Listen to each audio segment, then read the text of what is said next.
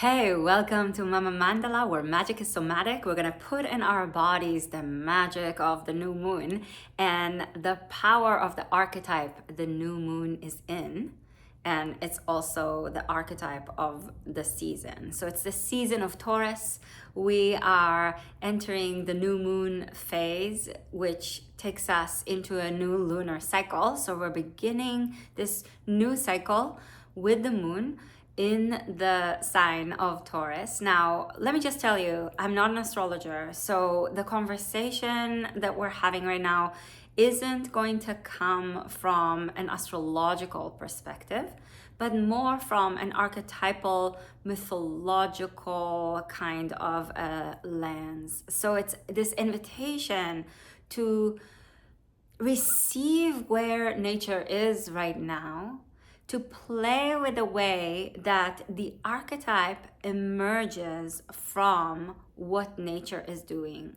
So at least in the northern hemisphere. So this is really, astrology does begin in the northern hemisphere as far as I know. So the archetypes are touched upon from the perspective of what nature is doing. This is kind of how it all began. This is why it's so powerful.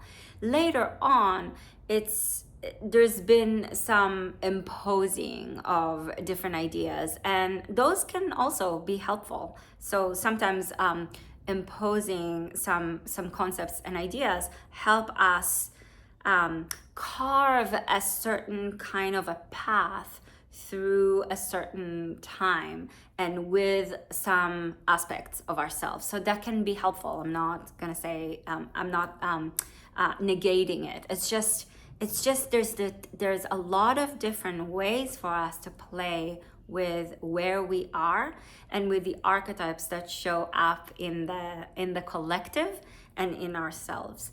So according to astrology, all of us hold all the archetypes, all the zodiac signs to a certain degree, in certain degrees, in one way or another.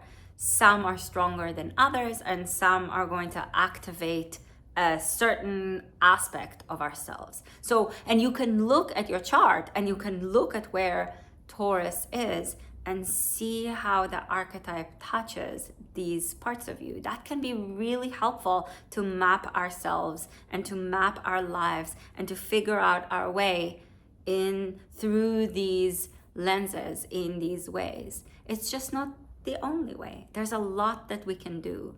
So you don't actually have to believe in astrology to play with and work with the archetype, especially since we're discussing it from a little bit of a seasonal perspective. So before I give you some ideas about the archetype, what I would like for you to do is, if you can, if you're not driving or walking, allow your eyes to soften and maybe even close. If you're driving, you can still do this. You can listen to it and let the contemplation in. If you're washing the dishes, you don't have to stop. You can keep doing what you're doing. I'm offering it with eyes closed as a little bit of a meditative kind of approach.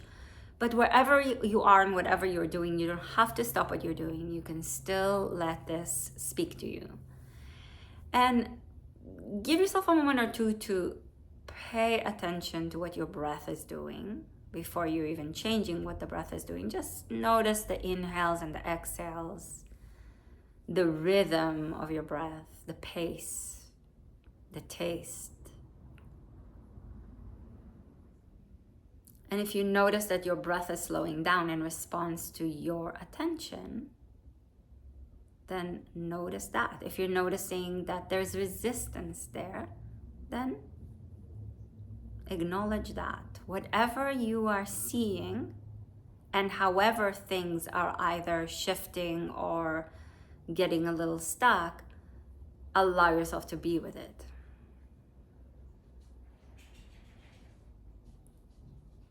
And then allow your breath to softly and slowly move in a rhythm that is a bit slower, allowing the breath to move deeper. Maybe even if this is If this feels good for you, you can tone the back of the throat and start to breathe Ujjayi breath, almost like a way for you to ground your breath. So the breath moves through a tighter passage and makes a little bit of a resonant sound, like a whisper or a sigh.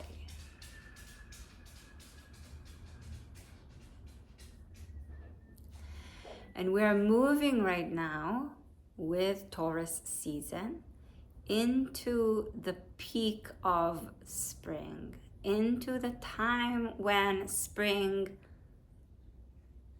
anchors itself in the depth of its archetypal presence. The character of spring is really showing up right now. Depending on where you are in the world, it's going to show itself in different ways. And also spring may feel a little late this year or a little early, depending on where you are, depending on what nature is doing. But this is the time when the energy of spring is getting kicked into its depth. So as you breathe, receive what spring reveals itself to you as. How do you view, how do you feel, how do you experience springtime? How do you see it? How do you taste it? There's a lot of noise around me. I'm sorry about that. My dog has the cone of shame on her head because she's injured. So she's making all these sounds. She's walking around. She moves with the cone, bangs herself into furniture. And in a way, even that gives us access to the way that life is happening, life is moving. Spring is aliveness. And aliveness, we tend to have some ideas about what aliveness is. Keep breathing.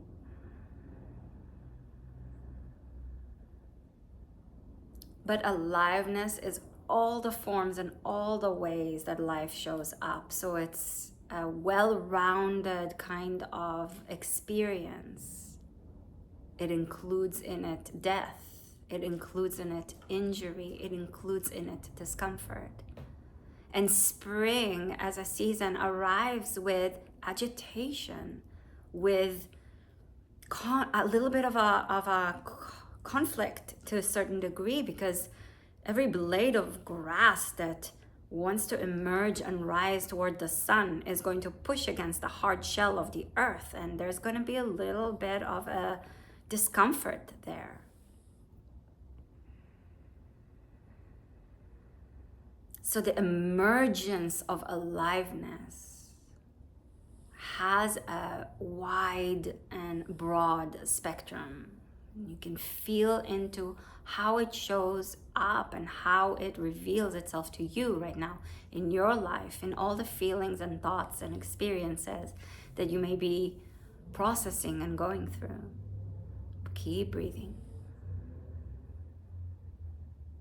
And so as the peak of spring, Taurus shows up with this aliveness in the well-roundedness of what aliveness is.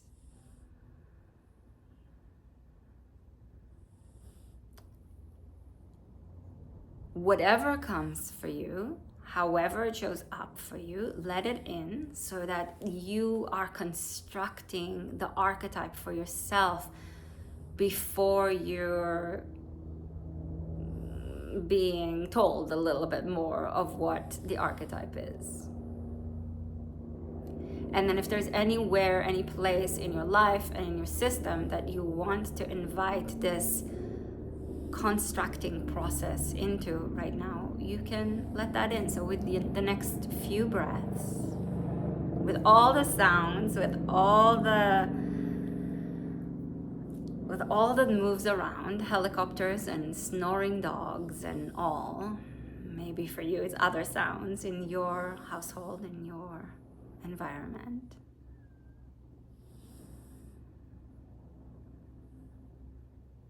Construct this springtime anchoredness and invite it to arrive as you breathe in the places in you and in your life where you need it right now most. I know this is a little bit of a different approach than how I usually have these new moon sessions. So let the difference of it touch you the way that it does. You don't have to just accept it. You can be annoyed with it. That's part of aliveness. And then you can keep your eyes closed if that feels good, if that's what you're doing, or you can open your eyes softly. And I'll share a little bit with you of the archetype of Taurus, if you'd like. Ooh, I got the hit of the meditation flavor a little bit, so I feel that in my system. So let yourself feel that in your system, the way that it does, the way that it touches you. And the archetype of Taurus is very much about letting ourselves feel things in a physical way. One of the access points of the Taurus archetype is through the senses. It's through feeling on the skin what the air is like. So the air of spring has a certain kind of feel to it. It's allowing the sounds around us to move us, to stir us. It's what we're seeing. And Taurus is ruled by Venus. So Taurus will put on the lens of beauty. And it will, as an archetype, as a part of you, as a part of your psyche, it's going to look at life, it's going to look at where you are in life with the lens of beauty, with the invitation to affirm what is going on. It may not be what you want. It may not be traditionally beautiful, but it will be a process of seeing a bit of the beauty of life in whatever it is that is going on. And that's not to bypass the shit, okay? It's not to say, oh, well, it's really beautiful that I'm going through this really crappy situation. No.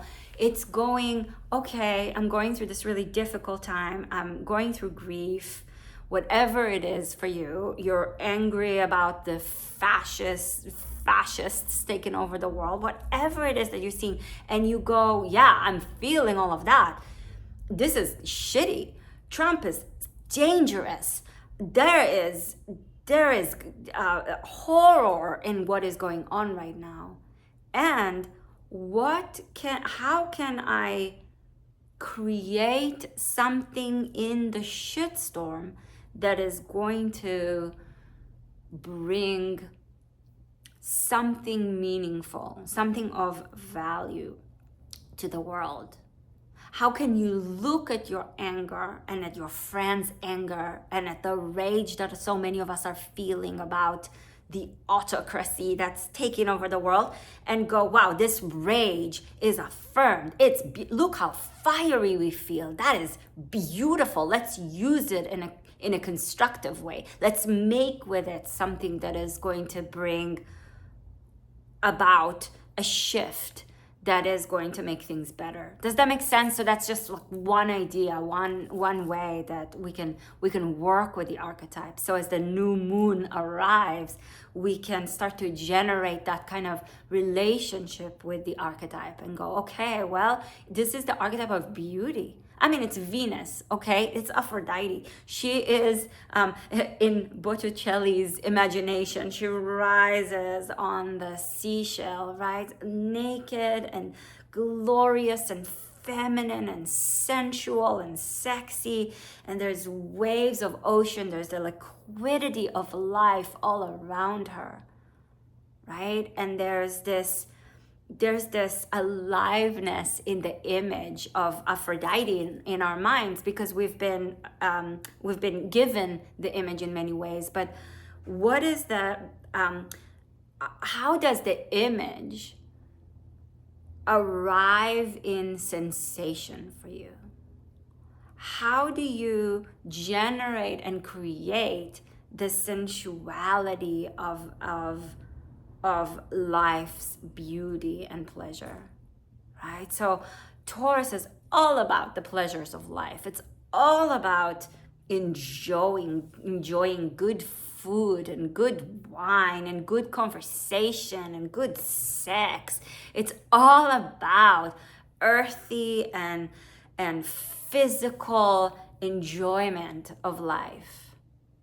It's the archetype of spring, right? So it's when it's the mating season. We're really getting the beginning of spring is like the awakening process of what Eros is, right? And Eros, yes, it is there is a sexual connotation to this, but it's sex as something greater than just sex, even though sex is huge on its own. But it really is the creativity and the process of connecting with more than you, and generating a feeling of pleasure in our lives. So Eros is the things that make us feel alive. It's the things that make us want to live. And the beginning of spring, it's the awakening of that part. It's almost like just like hitting puberty in a way, if you think about it in a phase of life. But as we arrive in Taurus season, as we take ourselves into anchoring into spring, it's like full on like let's get laid kind of a vibe, right? It's sending the scent of flowers everywhere, in every direction. Ooh, there is a lot of sound. So I'm thinking of how like the honking outside affirms life. Stuff's going on. Someone's getting pissed off. Someone is blocking somebody else. There's this pulse and throb of aliveness. And I'm thinking of how there's like an appropriate response. It's an appropriate response to get really pissed off when someone's blocking your driveway and you honk at them. It's an appropriate response, right? Like most spiritual tradition will tell you, take a breath, don't react. Yes, that's valuable. And the agitation, that's part of Eros. That's that like, fuck off, it's pissing me off. There is room for that. Taurus wants to affirm the feeling that you're having, the human, physical, earthly feelings that we have. And to first and foremost affirm, and then figure out how to place them in relationship, how to utilize them, and how to create a boundary around some of it, because we don't want to act from our feelings. Sometimes we do, but not all the time, right? Sometimes the feeling needs to be placed in a boundary so that the action doesn't come from it, but there is room for it to experience itself. Taurus is the invitation to sip on life in all of its flavors, to feel it truly in a physical way. When you're feeling rage, to feel the heat that's building in your body. When you feel attracted to somebody, to feel it in your body. It doesn't mean you're gonna act on it. It doesn't mean you're gonna go get it. It just means that you are experiencing it and you're saying yes to the experience, and then you're figuring out what you're going to do with the experience. So Taurus is an earth sign. So it's the experience, but it's also the earthiness, the solidity that invites us to create the appropriate boundaries around our sensuality, around sexuality, to have a conversation that allows for clear and profound and deep respect of boundaries. Does that make sense? So it's both. So it's this gorgeousness of an Aphrodite. I think of her lying in her fountain with her head laying back and her hair lush, and water, the liquidity of aliveness everywhere. See where we're going with this, with like the wetness of life and the ability to go, oh, this is her pleasure. It might turn me on, but I'm going to respect her space. I'm going to let her have her experience. It's not mine to go get because it turns me on. Taurus is both. It's both the experience of the pleasure, the feeling and experience of being turned on, and the boundary that we create in the conversation and in the actions and in the relationship with what's going on around us. Taurus is this invitation. So Aphrodite, obviously it's lust and sex and all that. And it's also love. It's this deep love. It's love for life. Taurus wants us to wake up to the things about our lives that we love, to the things about ourselves that we love. And when it's hard for us to find, it invites us to go and sit with the flowers and watch the reciprocal, symbiotic relationship between insects and flowers, and to love the natural world, and through that to find an access point into our relationship with ourselves. Because sometimes for some of us, directly to turn toward ourselves and go, I love myself, is really difficult. So if you're like me and it's difficult for you, the access point might have to be not direct, but through something else. So through a relationality with the world, we can find access toward ourselves. You can receive a metaphor, and that can help you carry the conversation with yourself that generates love and care and respect. Right? Taurus is affectionate and also very reliable. So it's the way for us to show up to our lives, to the people in our lives, to ourselves, in a way that is reliable, that is trustworthy. That someone can say, oh, I trust this person. They have showed up again and again. And this solidity, this reliability can also, in shadow, become stuck. It can become, I think, so the symbol of Taurus obviously is the bull. So it's bullheaded. We can get really like stubborn and stick our feet in the ground and say, this is it, and that's all it is.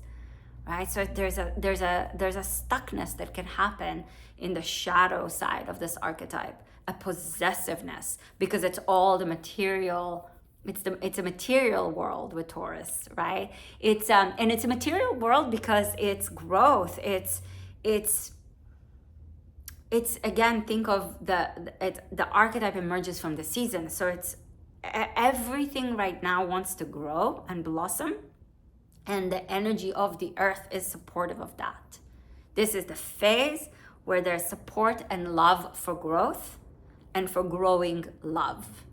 So how do you do that in your life? How do you do that in your relationship with yourself? How do you do that in your relationships with others? How do you do that with the relationship with a world that is falling apart, that feels so hopeless, where we feel helpless? How do we nurture a relationship of love with the world that feels so unreliable right now. Because it's easy to do when it feels like, oh, it's spring and everything is great and there's progress in the world and everything is moving in the right direction. And it's hard to do when it feels like the end of the world, right? When the apocalypse is now and you feel like there's no hope for your children's future. How do you cultivate a loving relationship with yourself and with the world in moments like now when everything feels so dangerous, so scary, so like the bad guys won, seriously, like there's it's like it's this helplessness. So how do we bring that sensual and loving and growth inducing kind of a power of Taurus into this moment?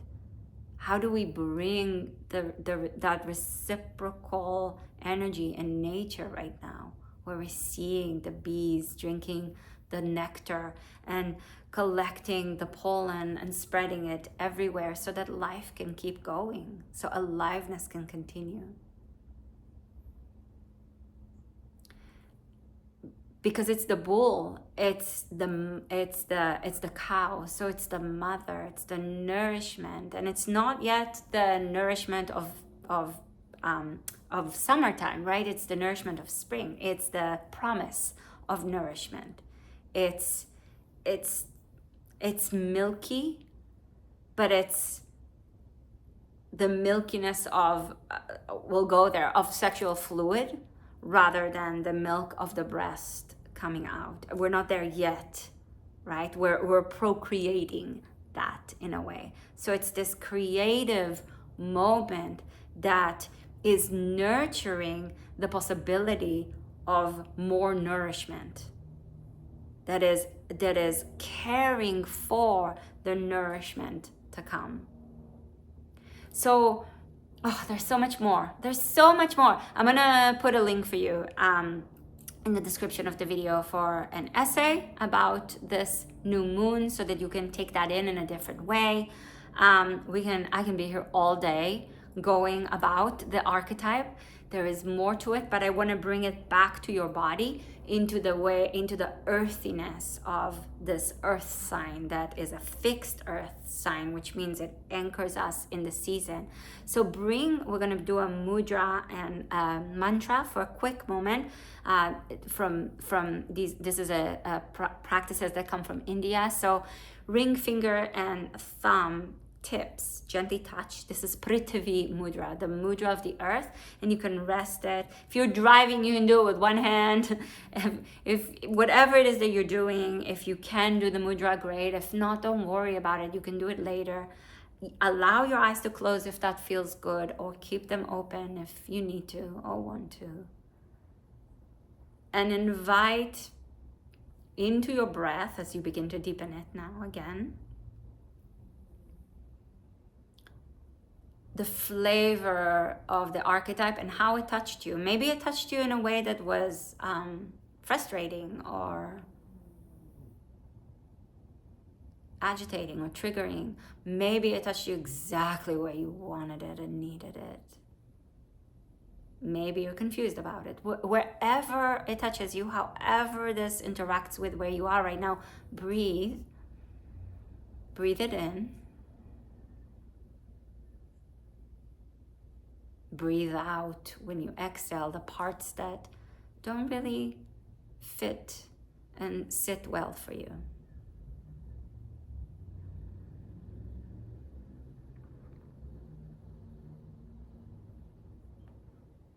And on the waves of your breath right now, invite the mantra, the bija mantra, the seed mantra, Hrim, H-R-I-M, Hrim. You can just do that silently. As you breathe in, recite inwardly, Hrim. This is the bija mantra, the seed mantra of the earth, Hrim, as you exhale. And as you breathe this mantra, in and out on the waves of your breath. This mantra is an anchor. It stabilizes and roots us. It's the mantra of the earth. So let the archetype anchor where you need it right now in your life. Invite it to the places where you need it most. Harim as you breathe in. Harim as you breathe out. Let it root into you.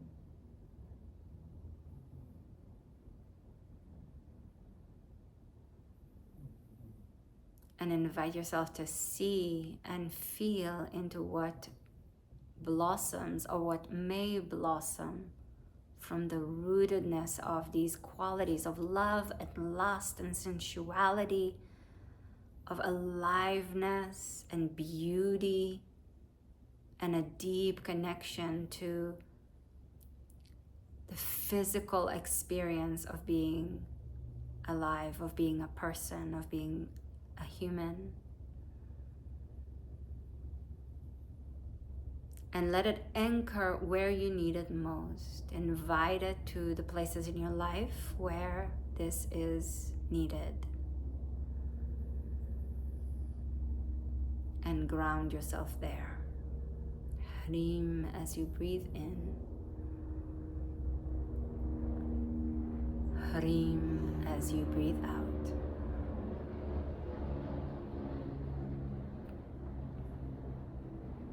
And then softly bring the left hand to rest of your heart, at the right hand to rest on your belly. If that's okay, if you can do that while driving, and maybe rub your belly and your chest just a little bit to let your skin receive the information of the boundary of your body, where it is. Allow your eyes to softly open when you're ready. And I hope that this was interesting for you in some way. I hope this is helpful. I hope that you can take that into your life and work with it. You can journal with it. I'll make sure to put a couple of journal prompts in the essay that I'm linking to so that you can work with the new moon in a different way. And hey, if you like this and you like the essay, subscribe to my mailing list over on mamamandala.com. There'll be a place also in the description of the video for you to do that. I would love to go into deeper conversations with you. I also have a Substack where we go even deeper, and every Monday I send prompts for igniting your relationship with Muse in different ways, and I am so excited about that. So I would love for you to check that out and subscribe there as well. And if you haven't yet subscribed to this channel, what are you waiting for? Do that. That will help me a lot. Put a like on this video, share it with your people, and I wish you a very meaningful and deep and powerful new moon and a new lunar cycle that will carry you deeper into what is most alive and needed for you in your life right now. So thank you so much for joining me, and I cannot wait to see you again sometime soon. All right, take care. Namaste.